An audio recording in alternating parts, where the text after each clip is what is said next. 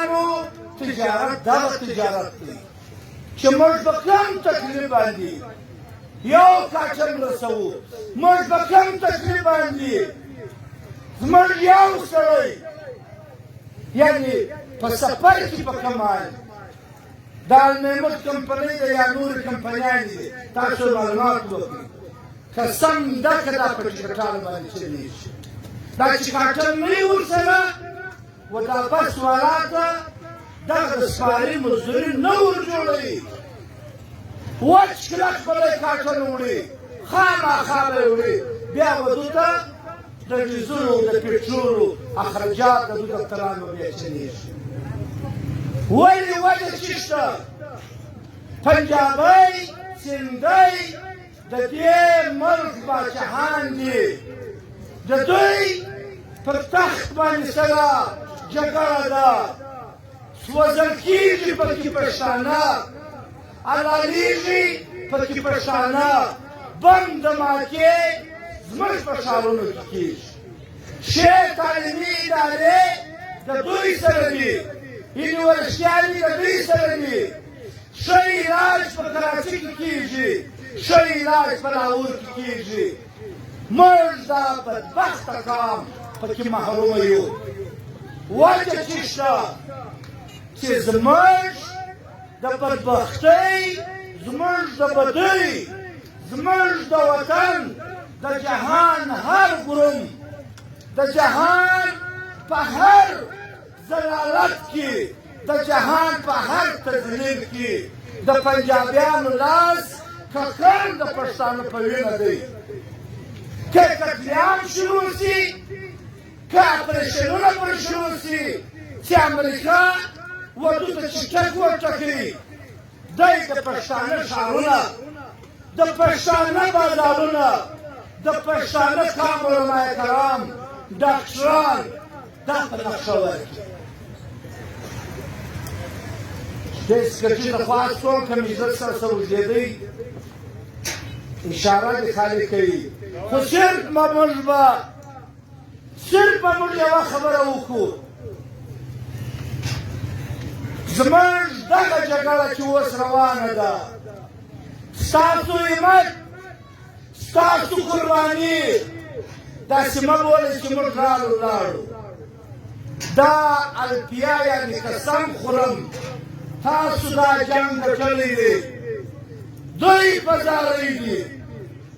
که ورځ شوه که دوې شوې اډېرې به پنځه ورځې دوی تېږه را روان دي دوی د وړو پزه غواړي هغه رقم لار در خلاصوي خو زموږ تاوان څه شي سوی دی پر موږ یې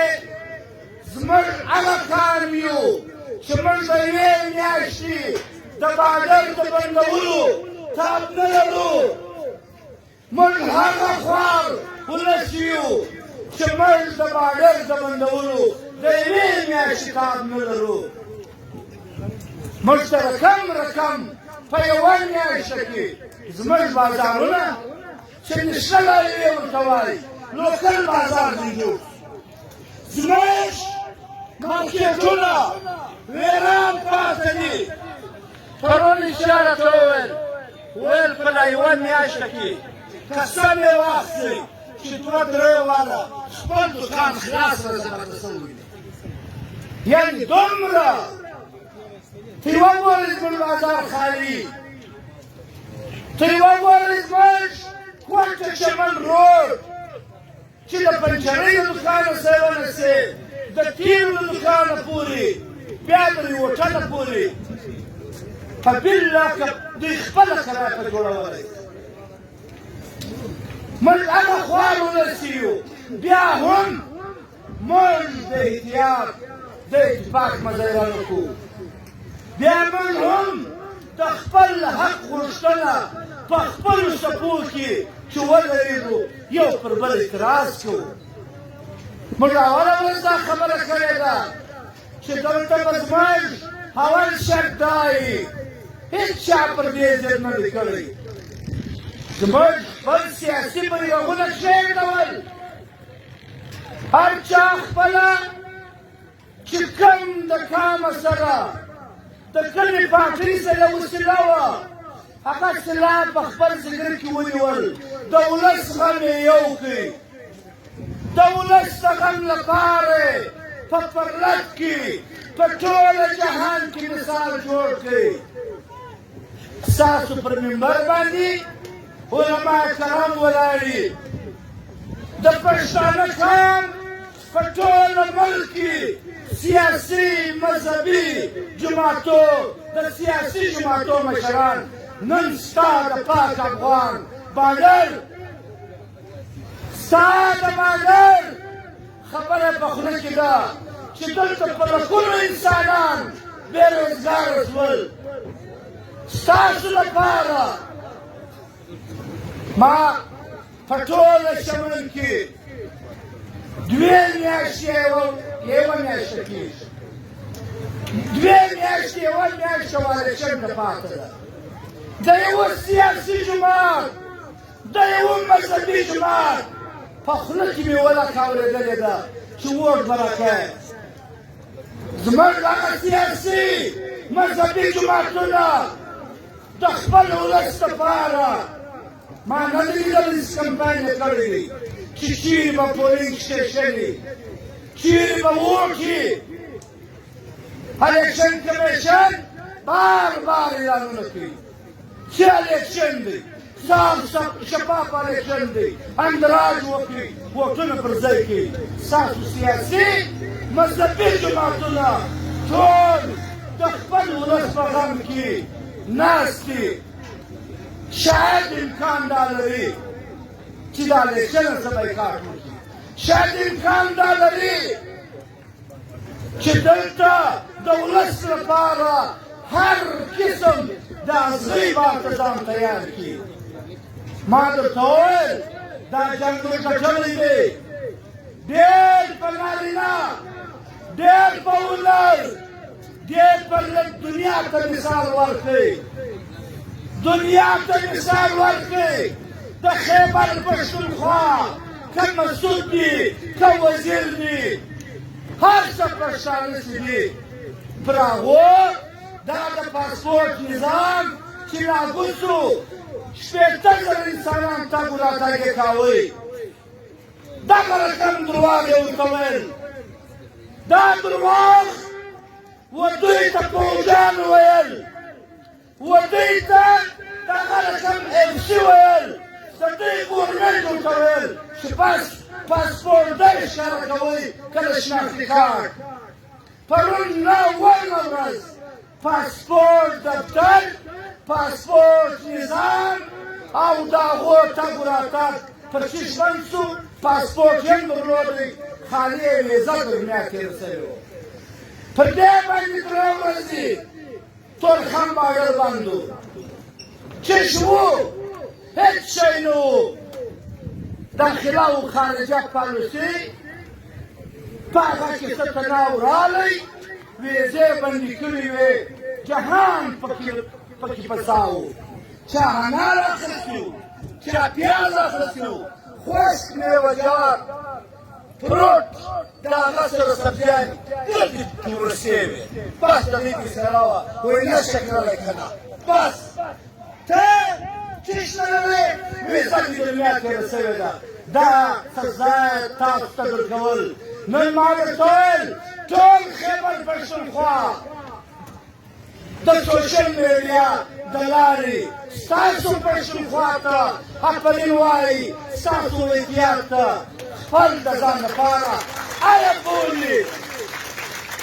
موږ ته میسجونه راکړئ چې زموږ د 80,000 کسانو لار وه پر څو ودرېدل پر 200 کسه ودرېدل دا فیصله که زموږ امام دی که زموږ مذهبي سیاسي جماعتونه دي ټول دا وایي نن موږ ته ملا صاحب وایي دلته غوثلات ته اشاره وکړل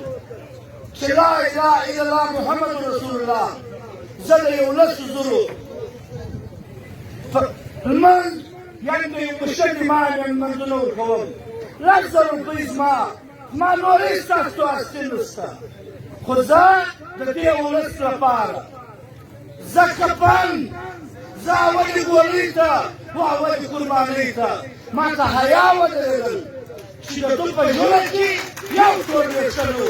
ستا سپېنږیری ستا د ځوان مثالې کټ تم دا فیصله ولس نه مني هر څوک چې دا خبره واوري دا وطن ته باور درکوم چې هېڅ یو د وړو پرده غواړي دا باور درکوم چې پر دا لاره به ځئ ورځئ ولکه نورې نه عوام ته نه ولس ته موږ دا صبر ورکولی شو نه یې شو ورکولی موږ دا ورته وایو قسم دې مې په ذوالجلالې یوه خواري بله مه کاږئ دا جنګ ترې وګټئ ورځ دوی ودرې انتظار غواړي هېڅ کاڼي و ډبرې نه غواړي دا موږ ګټلی دی د وړو پرده غواړي څنګه فیصله واخلي هر نجیب خپله فیصله دا توپ دا د موسی یا دا کومه ناویه فیصله یا دا د دې وطن د خرابېدو فیصله چې هر نجیب چې کومه کړې وه دا مار یې د خپلې غاړې څه وکړئ وسیلټ کمیټې ته به غاړه کې ورکړي و هغو ته اختیار هم چې ورکړئ په درې څلور ورځې کې به دوی ته ډالۍ کړي د دوی هم و دې کرنکه کار کوي چې زه راسم و دې ولس ته بس اعلان وکړم چې بس ځئ خپله مې لار ده ځئ وراځئ د جهان هر رقم زور یې پر موږ استعمال کړي ولس یې نه کړي ولاړ زما دې د الله په ذات سره قسم وي چې هر څوک موږ له راځي هېڅ چا ته موږ باندې نه ورکوو چې موږ له راځي و یاره د چمن ولس سل سلام سلامونه درته پېښ شي دا ستاسو د اتحاد د اتفاق برکت دی شکر وکړئ تکلیف راغلی موږ برداشت کړي تاوان موږ وخوړئ او پنجابی بیا ولکه دا رقم زوروره فیصله در باندې وکړي ولکه در باندې وکړي خو خپلو بچو ته به یې دا فیصله په غوږ کې ورکوئ چې دا پښتون قام دی پرلت و پرلت د پښتو یو مثال دی په پنجابیانو ته یې ومانئ وایي پرلت دی لارې وایي وایي پرلت پښتو دې ور زده کړه آفرین د پرلت کټي دی ورته درنه وایي دی چې شو ته وایي درنه ورته وایي په فیض آباد کې ربیک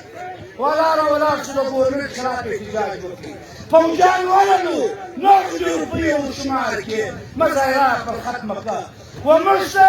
هره ورځ په تیلو کې څوکۍ خیشتول ودغه څوکۍ به درکوو هغه څوکۍ به دغی خوش پرته کېږي هغه څوکۍ به ورته به دوی ورونه په لګوئ